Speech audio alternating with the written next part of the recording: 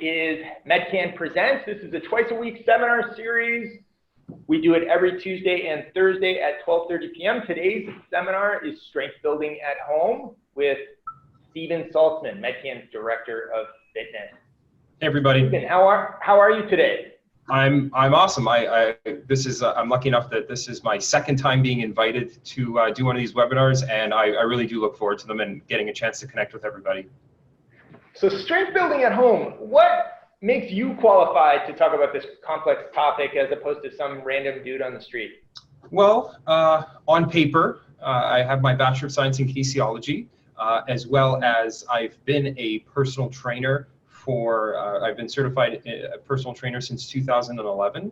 I've worked with, over the years, hundreds of clients. And in the last 6 or 7 years, I've kind of gone more towards the management stream of the entire personal training industry.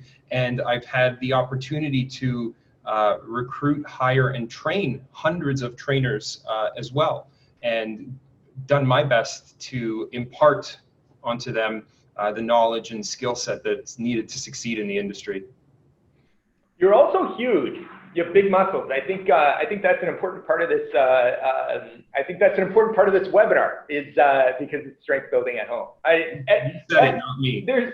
So we were just talking about how many virtual training sessions Medcan had done. Can you tell me a little bit about that? How it's gone since the pandemic started? Yeah, it's taken off tremendously, and we're really happy with the success of our virtual training program since COVID-19 started, since the lockdown kind of went into effect back in mid-March.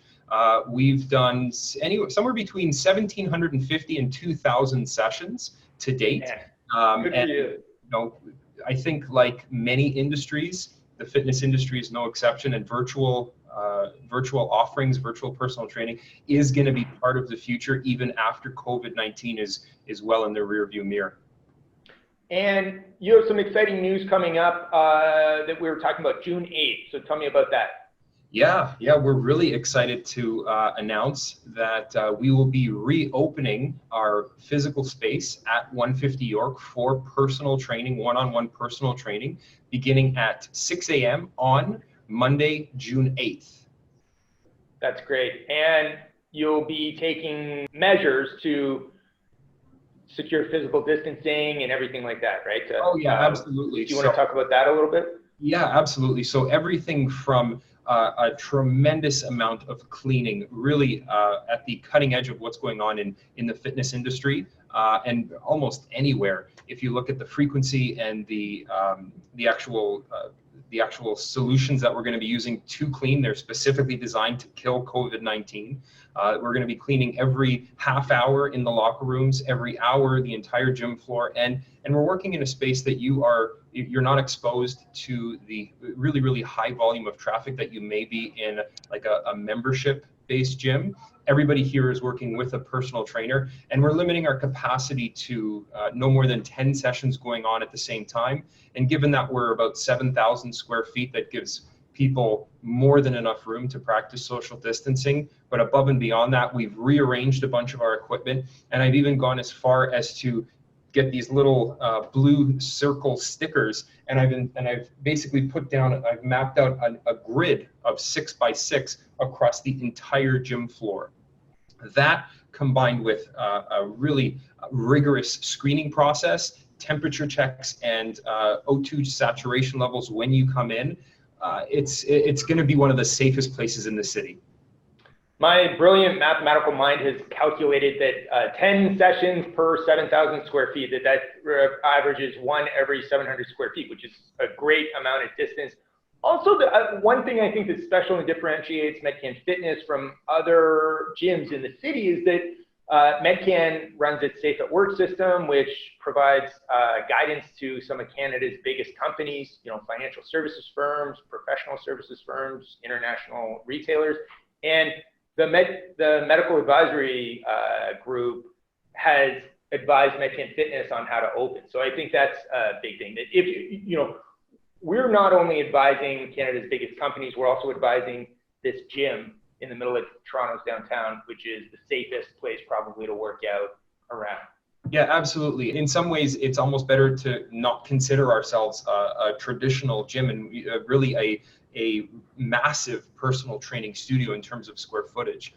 The industry standard for places nationally and internationally that have already opened up in terms of fitness facilities, they average about 250. They want to budget about 250 square feet per person in the gym at any one time, or on the floor at any one time. So considering that if we have 10 sessions, that means that there's 20 people on the gym floor. It gives everybody, because you have the client and the trainer, it gives everybody about 350 square feet.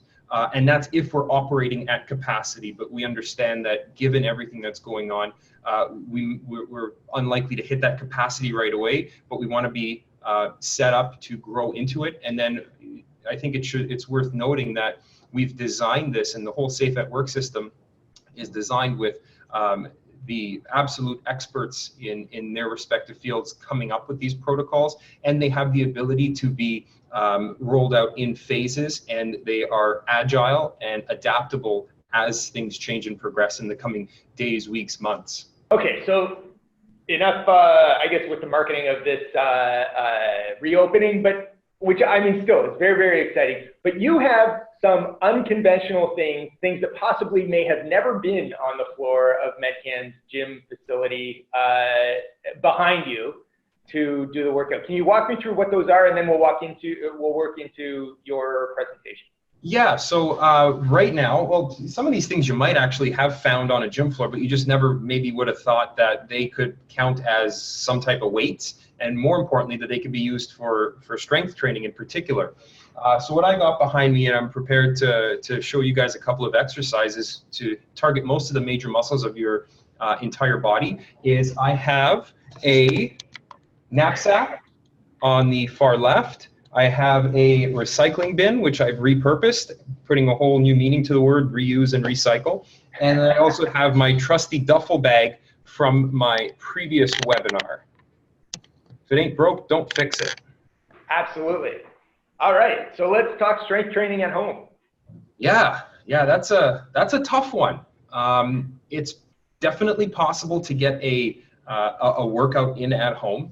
It's relatively easy to work on things like flexibility and endurance at home.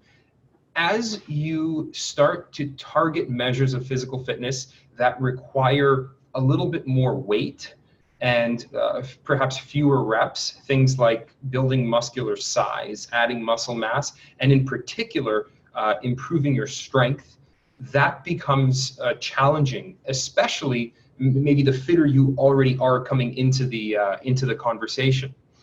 And some of the guiding principles, these aren't by any means my guiding principles, these are kind of scientifically based exercise and muscle physiology guiding principles, is that if you're looking to work on strength training, there's two things that you have to keep in mind, kind of two guiding principles that you want to make sure that you're adhering to. One is the particular rep range that you are working in, right, and that you have an adequate amount of weight. Two, make sure that you're going to fatigue. And going to fatigue is going to essentially cause your muscles to adapt. It's going to cause adaptation. If you're not working out to fatigue, your muscles kind of have no reason to change or grow or get better or stronger. Your body's a tremendously efficient machine, and it likes homeostasis. It likes maintaining the status quo, taking the path of least resistance, you name it, especially when it comes to adding metabolic tissue like muscle. Metabolic tissue meaning that it takes calories. Your body has to burn calories to maintain the muscle that's on you, right? So when you're doing an at-home workout, it's important to work within the specific rep range for strength and power is anywhere from about 1 to 7 reps before you fatigue. And it's important that you do go to fatigue. And then 2, that you can, and I hope to be able to share with you today some of the ways that you can find ways of working out or working with a certain amount of weight that is heavy enough to get you to fatigue in that rep range. So 1 to 7. So you cater the weight that you're lifting or pulling to so that by the end of it you can't do any more between 1 and 7. So even 1, that's amazing. Yeah, so the way it's kind of on a continuum, and there is a little bit of overlap. And generally, the general rule of thumb is that from about 1 to 3 reps, you're working on more power. So that's strength and speed. So think explosiveness, think sprinting. From about 3 to 7 or 8 reps, that's really your strength range. And working in that rep range is going to be what basically allows your muscles to produce more force. As you start to increase the reps, let's say we go between 8 and 12, that's like textbook hypertrophy range, so where the muscle is going to be given the most stimulus to actually grow in size, not necessarily grow in strength. That's why bodybuilders aren't necessarily the strongest people out there, even though they may have the biggest muscles, and world strong men or strong people aren't necessarily in the best shape, but they can push tremendous amounts of weight. And then over 12 reps, you're really starting to work on muscular endurance, and it's the type of thing that you might find in something like a group fitness class where you kind of feel the burn and you're doing 15, 20, 30, 40 reps, or as many reps as you can in a certain time frame. Okay, so we have this rep range and we have this to fatigue. What's next? Well, you know what? It's if you can find a way to control those two things outside of just making sure that your form is good.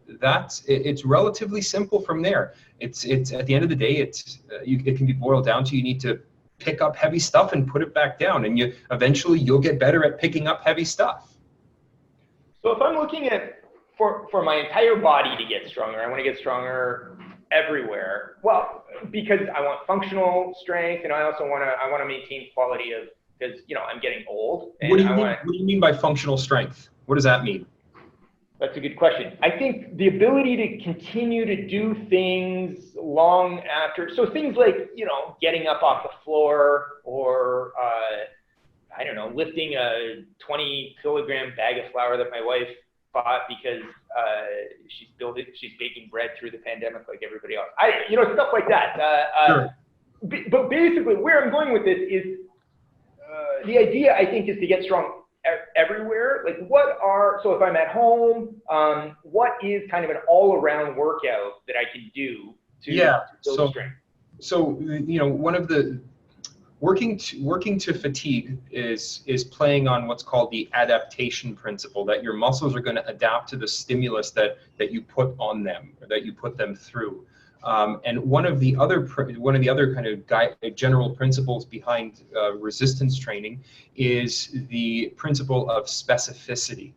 And so that means that you got to work out to fatigue the muscles that you want to be strong, or that you want to remain strong. You're not going to get bigger quads by doing bicep curls, right? That's the specificity principle. So what I'm trying to show everybody today, or what I'll probably break out to on the gym floor here in a couple of minutes, is I'm trying to get the most muscle tissue activated with the least amount of individual exercises. So what you're going to see is, again, a little bit of continuation or continuity from my previous webinar, and there are some guiding principles in terms of upper body pushes, upper body pulls, lower body pushes, or things like squats that are knee dominant, and lower body pulls, or things that are hip dominant, like a deadlift or a glute bridge. Okay. Okay, great. Well, should we move into what those exercises are? Happy to do that with you. So let me just move my chair out of the way here. And what we're going to do is, I'm actually going to start with, and I'm also going to pay special attention or make note of how we can vary the weight that we're working on, or that we're working at, so that we can achieve that fatigue factor, which is going to cause your body to adapt and get better. And so for the first one,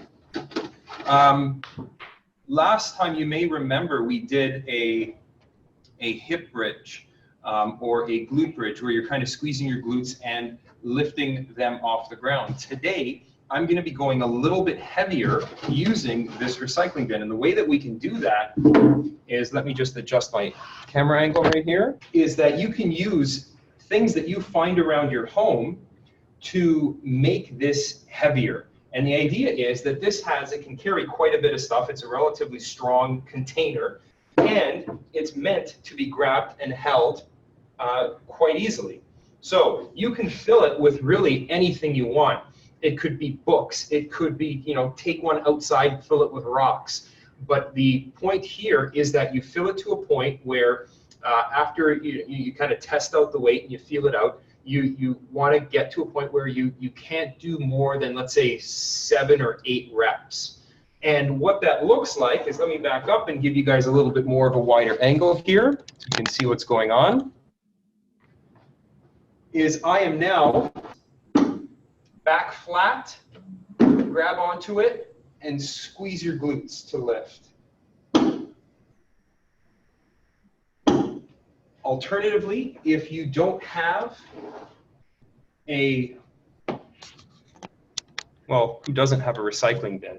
But if your recycling bin is particularly dirty and needs to be hosed out, and you don't want to do that right now, you can do more or less the same thing with a duffel bag or even a knapsack. This, you fill it with books or any weights. If all you have at home is 5, 10, 15, or 20 pounds, but you take all of those weights and put them in this new either recycling bin or duffel bag, all of a sudden, that becomes the heaviest thing that you have access to, and the shape of it lends pretty well to being lifted as if you were doing a deadlift. Now, obviously, long term, it's not a complete substitute for things like barbells and dumbbells. Those things were designed and exist for a reason, but given the circumstances, it is possible to get some of that training effect at home. Another exercise that we can shift into, and again, you're going to see a kind of consistent theme here, is I'm going to put on my knapsack. And what you can do with this knapsack is, if it's not already full of books, you can put some books in it and make it relatively heavy, and it lends itself very well to doing a back squat, keeping your back flat. And for variety,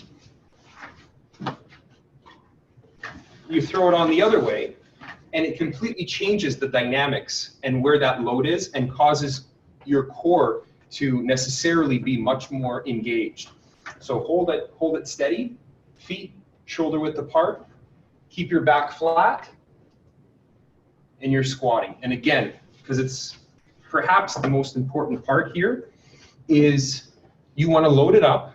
The first couple of reps, figure out what is a weight that's going to work for you, right? Don't go too heavy right off the bat, but load it up until that 6th, 7th, and 8th rep becomes really, really challenging, to the point where you don't know if you can do 8, 9, or 10.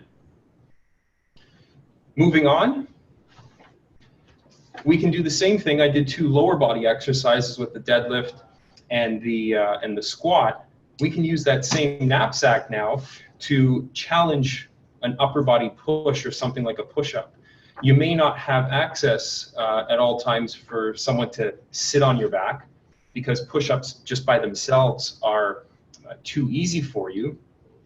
Or maybe you need somewhere in between doing a push-up with just your body weight and having a 150-pound person sitting on your back. Easiest thing is just to keep that same knapsack filled with books, and hands right underneath your shoulders, straight, flat core and midsection, all the way down, all the way up. That's impressive form, Stephen. You like that? Yeah. Yeah, it's all computer CGI. Yeah, this web series is sponsored by Pixar and DreamWorks, so anything's possible. So there's your upper body push. Now, on the other side of things, let's say that just a body weight push-up, you know, forget the knapsack that I had, but just a body weight push-up is going to be perhaps too challenging for you. That's fine. Everybody is where they are, and that's okay, as long as we're always taking the steps to make improvements and get better. What you can do is do a push-up off of something that gives you a bit of an incline. Perhaps it's a chair or the side of your couch. So this makes the push-up quite a bit easier because more weight is on your legs. Less weight is actually forced to be pushed by your upper body, but you can get the same effect and the same strength gains at home, because remember what the guiding principle was, that if you get fatigued within less than 8 reps, you're building strength primarily, right? So it doesn't matter where you are, what level of physical activity you've been participating in the past, what your level of fitness is. The muscle physiology doesn't change that much. It changes in terms of its capacity, but not in terms of the fundamental chemistry. And that's why these guiding principles are guiding principles. And then last but not least, it wouldn't be a complete workout without talking about some things that you can do to improve the strength of your back muscles. And I'm going to go through 2 exercises. One is going to be a refresher, because it's going to be one that I covered in my previous webinar, and it's going to be the bent over row and a couple of different variations, and then a second completely new exercise. So the first one is going to be in this position, kind of like similar to the deadlift. Let the weight hang straight down, the same duffel bag that I have, and you're going to pull up into your midsection. And one little cue that you can use is that you want to be pulling into your belly button and pinching your shoulder blades together so that all of those back muscles get engaged, and it forces your arms to stay nice and close to your body. You can do that. You can use that exact same tool, get more of the core involved, and pull one arm at a time. Back flat, core engaged the entire time, and then very simple to switch things to the other side. And then the last one that we're going to be doing is called a farmer's carry or a suitcase carry. And guess what? The reason why it's called a suitcase carry is because it's what you do when you're carrying 2 heavy suitcases.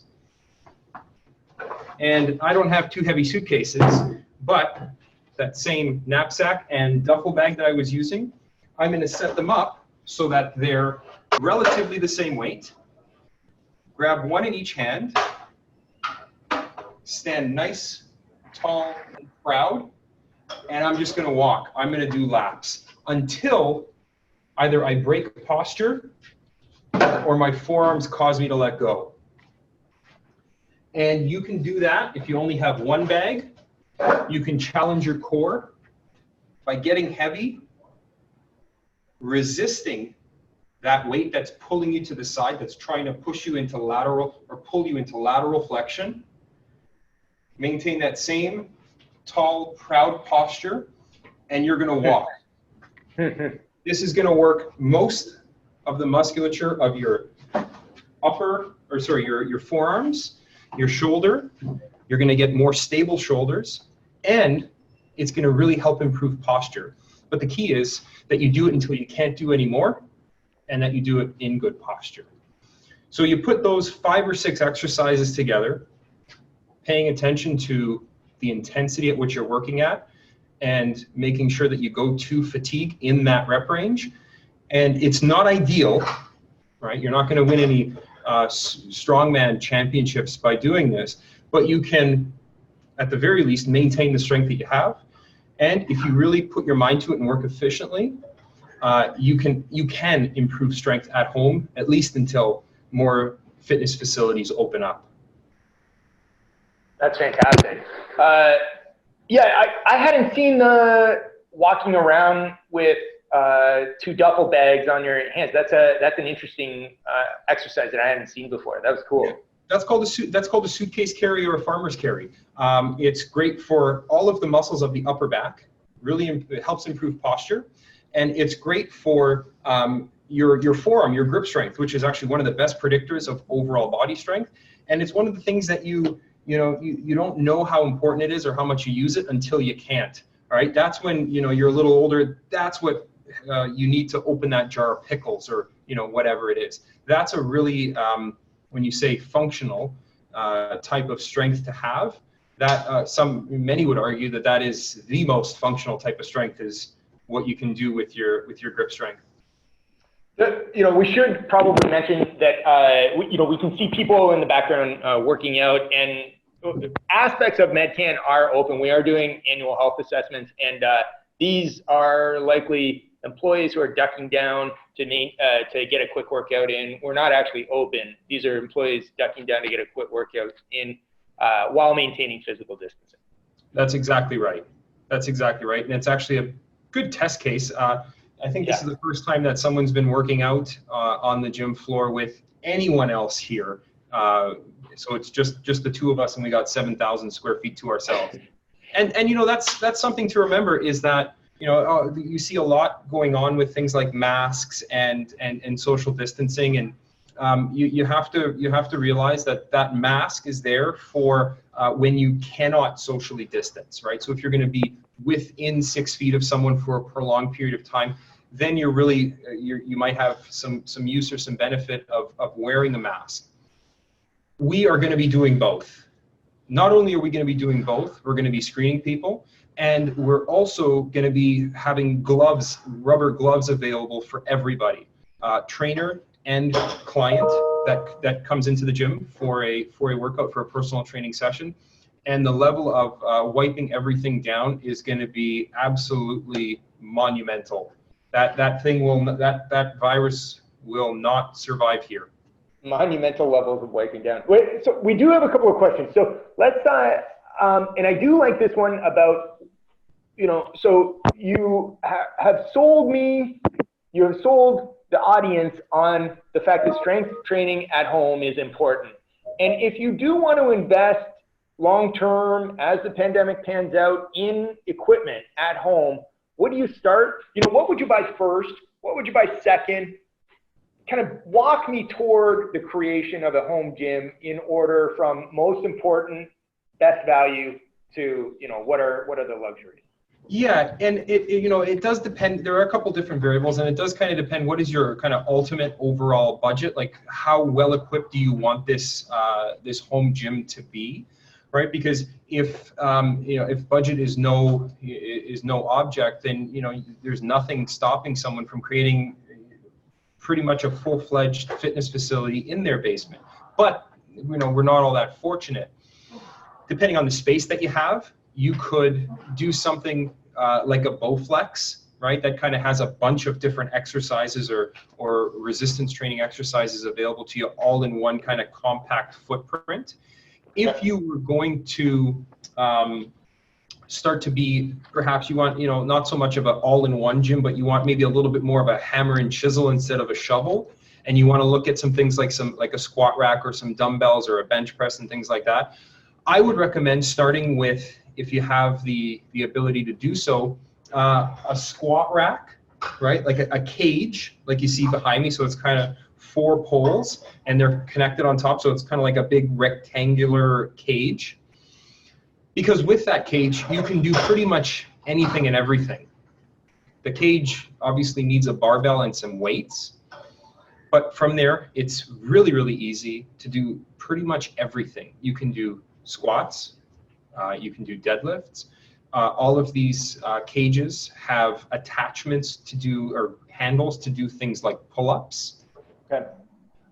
You name it. From there, you can really start branching out into things like a bench press, if you have the room still, and then dumbbells, and dumbbells range very widely in terms of price. You can get kind of the more simple ones, or I think Bowflex even sells one now that it's kind of all in this self-contained small footprint, and you just kind of turn the dial to what weight you want it to be, and then that's the weight that you lift out of it. And so you can have everything from 2.5 pounds to 50-pound dumbbells, all in the space of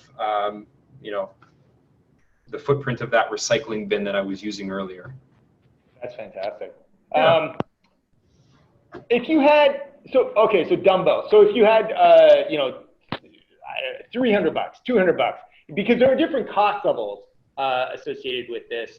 I think that's an interesting question. If you have like $250, what are you going to spend it on? I guess a squat rack is what you're saying at this point. You'd be hard pressed to find a squat rack for $250.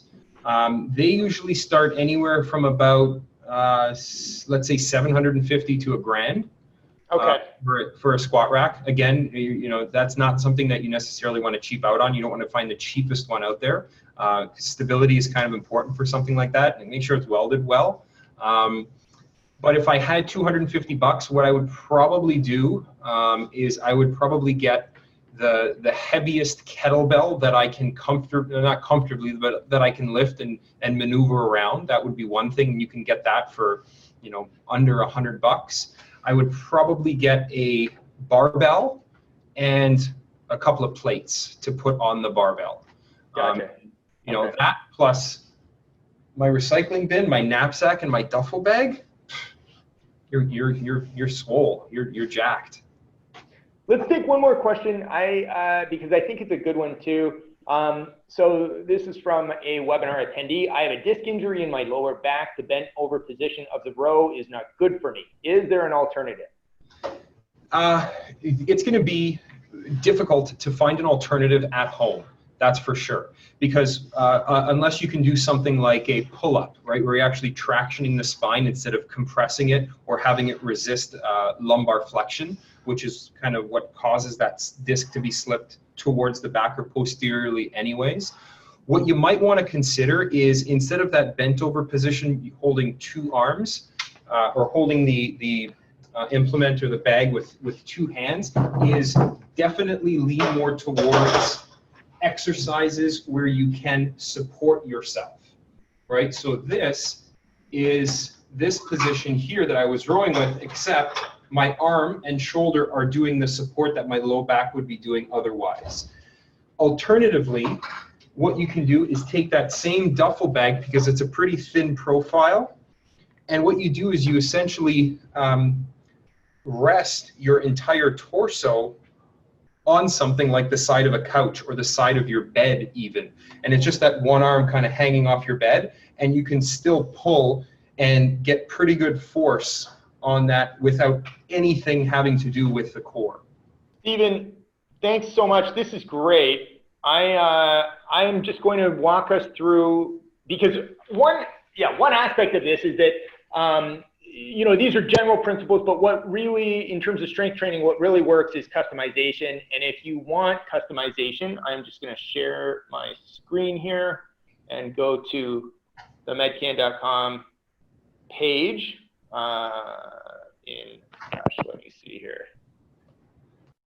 Okay, good. So we'll go down. So how to hire a virtual fitness trainer. Virtual fitness training has been going on. We've done almost 2,000 sessions. So I would go to medcan.com, go to Keeping Communities Healthy, our page, then go down to Move, click on Move here, and then we've got all of these information and resources for virtual training. So book now, and that takes you to this great page. You can also email Stephen, which, do you want to give your email address? Sure, it's Stephen, Stephen, Salzman, SALZMANN @medcan.com. And if you didn't have a chance to write all that down, all of these webinars do get posted to YouTube, and we'll make sure that both the link to the website and my email address is in that video's description right below the video itself. Upcoming webinars, we have, as we said, we talked about Tuesdays and Thursdays, and we have some really exciting ones coming up, including we have exciting news about testing coming out. And so there's a testing webinar on Tuesday, June 2nd. That's going to be with Peter Nord, Dr. Peter Nord, our Chief Medical Officer, as well as our Chief Risk Officer, Mike Saliga. Following week after that, we have a webinar about tracing, contact tracing, and the challenge of containing future outbreaks. So these Tuesdays and Thursdays, 12:30 p.m. We'll email everybody links. This is great. Let me see. Wait, we have one. Oh, the guy who asked about the disc was saying thanks. So that's great. So Stephen, any final last words? Thanks so much for this. This has been great. We're a little over time, so we should probably wrap up. But do you ever? Well, this is a quick question. Do you ever do push-ups with your son on your back? That's you know, to get some weight on your back. Nah, he's too light. My wife likes to, for very brief moments in time, she likes to be that burden. But the rest of the time, she's an angel. She's a perfect time. All right. Okay, well, thanks a lot. Thanks to the webinar attendees. We'll post this on YouTube. We'll send an email out about the link, and we will see you next week. Have a great weekend, everybody. Bye, everybody. Thanks. See you later.